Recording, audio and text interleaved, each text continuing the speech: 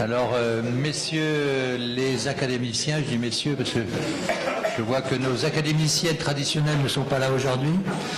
On va donc ouvrir cette séance du mercredi 26 février 2020 avec un titre très aguichant, l'hôpital, la crise. Bon.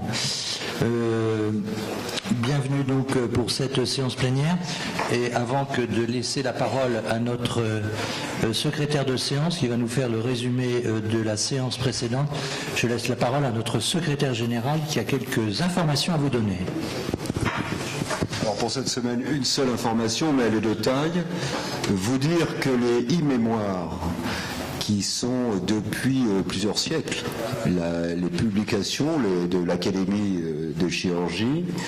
Vous avez tout autour de vous, depuis le XVIIIe siècle, la relation des différents échanges qu'a tenu l'Académie avait été interrompue en mars 2017 pour le 3e tome 2017 et vous dire que ce 3e tome va maintenant sortir sur Internet, enfin il est déjà sur Internet et que vous allez pouvoir donc continuer à consulter les interventions. Alors là ce sont des articles, hein, vous pouvez tout voir sur vidéo, mais ce sont les textes et que vous pourrez consulter et que tous les gens des pays étrangers également qui s'intéressent à un sujet pourront consulter à partir de mots-clés. Donc c'est un élément important de la vie de l'Académie, c'est depuis, donc je vous le répète, depuis le XVIIIe siècle, et donc c'est une grande nouvelle que nous devons essentiellement à Bernard Andréassian, qui travaille inlassablement sur le sujet, et je crois que vraiment nous pouvons tous le remercier. Je vous l'ai, Bernard, d'ailleurs. D'accord. Et à Fatia El-Morabit qui a mis tout ça en forme. Je vous rappelle que c'est un travail avec un comité de lecture, enfin bon, des allers-retours, enfin c'est un vrai travail et je crois qu'on ne le remerciera jamais assez. Voilà, merci beaucoup. Merci Bernard, merci Fatia. Vous savez que c'est quand même quelque chose qui est excessivement important. On est en train de remettre les choses sur les bons rails. On rattrape un peu le temps perdu et c'est tout à l'honneur de Bernard et de Fatia, des membres du bureau et puis de vous tous qui faites l'effort de fournir des e-mémoires d'excellente qualité. Et pour notre Académie nationale de chirurgie, c'est une excellente chose.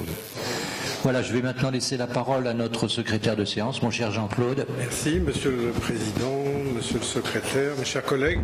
Un résumé de la séance précédente, c'est une séance commune avec l'Académie vétérinaire de France. Donc, elle était mise sous la double présidence de séance de Henri Coudane et de Jean-Luc Angot, avec comme coordinateur et modérateur Jean-Pierre Gégou, qui est vice-président de l'Académie vétérinaire de France. Cette séance a débuté par une conférence d'Étienne Boudet sur la médecine arabe au Xe, XIe et XIIe siècle. Et l'auteur nous a présenté les différentes grandes figures de la médecine arabo-andalouse durant ces 3 siècles d'âge d'or en insistant sur quelques faits marquants. Dès le Xe siècle, les grands hôpitaux de Damas, du Caire, de Jérusalem, de Kérouan ont une architecture et une organisation qui préfigure celle des hôpitaux universitaires modernes. L'individuation de la chirurgie en tant que discipline à part entière par Aboul Cassis vers l'an 1000, la découverte de la circulation pulmonaire par Ibn Nafis en 1200, et enfin l'existence très tôt, dès le XVIe, de traités psychothérapeutiques avec des prises en charge bienveillantes des aliénés. Johan Palud de Paris, approche neurochirurgie comparée, tumeur cérébrale chez l'Homo sapiens. La présentation s'articule autour de l'ensemble des problématiques de la prise en charge des gliomes diffus de l'adulte. La classification actuelle de l'OMS est complexe et intègre des données cliniques, morphologiques et moléculaires. La biopsie a 25% de défaut de grading et n'est réalisée qu'en cas d'exérèse impossible. Les indications reposent sur la présence ou non d'une symptomatologie, sur l'évolution anatomique chez les patients asymptomatiques, sur l'étendue de la resection envisagée et sur l'exigence de résultats fonctionnels. L'abord est réalisé par neuronavigation, GPS, IRM, péropératoire. En s'aidant de cartographie fonctionnelle par stimulation directe sur un patient éveillé, l'extension tumorale réelle ne peut être appréciée qu'en péropératoire par des techniques sophistiquées, microscopie, fluorescence, avec possibilité de réaliser une chimiothérapie locale de première ligne sur les marges. Les reprises chirurgicales sont indiquées en cas de progression de la maladie si le sacrifice fonctionnel le permet. Pierre Moissonnier, Lyon, chirurgie des tumeurs intracrâniennes chez le chien et le chat. Aujourd'hui, il est possible de réaliser en routine la chirurgie des tumeurs cérébrales chez le chien et le chat grâce à l'imagerie, aux techniques d'anesthésie et de soins intensifs post-opératoires. Le chien présente une incidence des tumeurs cérébrales de 14 pour 100 000 qui est beaucoup plus élevée que dans toutes les espèces animales. Les tumeurs les plus fréquentes sont les méningiomes, diagnostiqués au stade symptomatique, soit convulsifs par œdème cérébral, soit déficitaires par développement néoplasique. La chimiothérapie est considérée comme inefficace. Les tumeurs primitives et secondaires sont sensibles à la radiothérapie. Il n'y a pas d'études qui démontrent le bien fondé de la chirurgie stéréotaxique sur les glios. Des techniques palliatives de drainage donnent des résultats de survie de plusieurs années pour les tumeurs du plexus choroïde. Médiane de survie des différents traitements des méningiomes, corticothérapie sol 84 jours, radiothérapie 184 jours, corticoïdes associés à la chirurgie et la radiothérapie 1 an. Pour l'axe vétérinaire, les principales questions tournent autour des prix de ces interventions qui sont à la charge des propriétaires et de l'utilisation des moyens modernes de diagnostic et de traitement en chirurgie vétérinaire, l'existence d'assurances.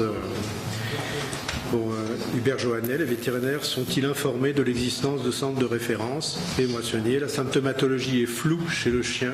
On découvre majoritairement des tumeurs massives relevant de radiothérapie ou de traitement palliatif. Pour l'humain, Gipalut précise l'intérêt de la chimiothérapie locale et la lourde morbidité des biopsies.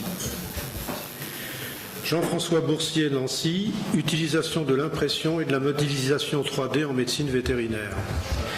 Comme en médecine humaine, les techniques d'imagerie de reconstruction 3D suivies d'impression d'objets en plastique à usages chirurgicaux tentent à se généraliser.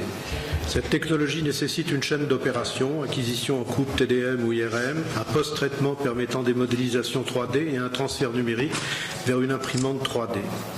L'expérience actuelle des équipes montre qu'une fabrication fiable de ces objets peut être réalisée simplement par une imprimante 3D de bureau, technique SLA, stérolithographie par dépôt couche par couche de résine.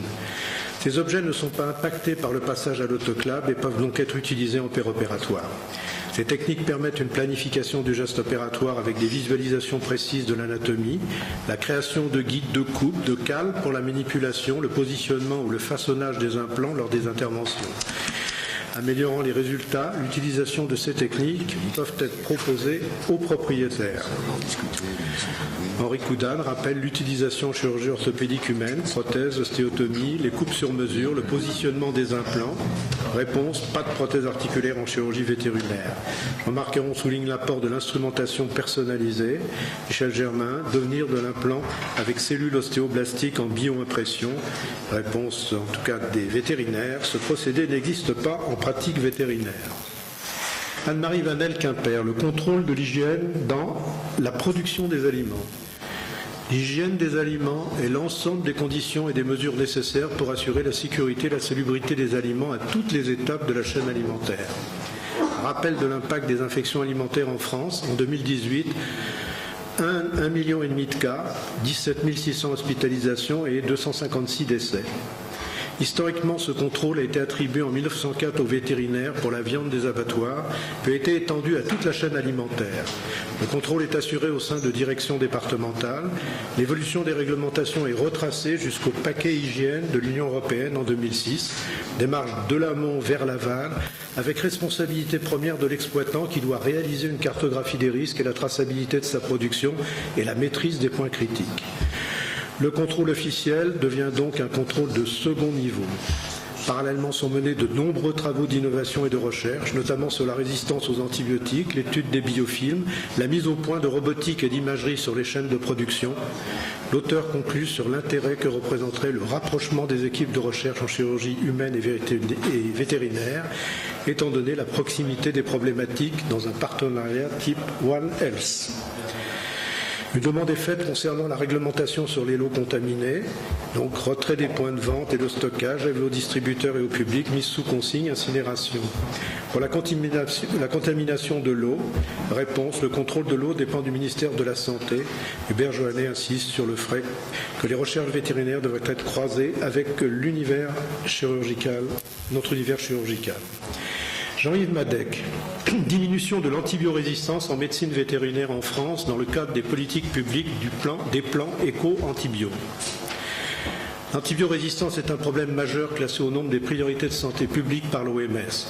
En France, elle est responsable de 12 500 décès annuels. Les plans antibiotiques en médecine humaine lancés en 2000 sont loin de maîtriser le problème. Vu les propriétés de co-sélection et de transmissibilité de l'antibiorésistance et l'interdépendance des êtres vivants et de leur milieu, ces problèmes ne pouvaient être abordés sans s'attaquer à l'usage des antibiotiques dans le monde animal. La médecine vétérinaire a réalisé le plan Éco-Antibio 1 couvrant la période de 2012 à 2016. Les méthodes et les objectifs de son plan sont évoqués, mais surtout les résultats impressionnants obtenus en 5 ans.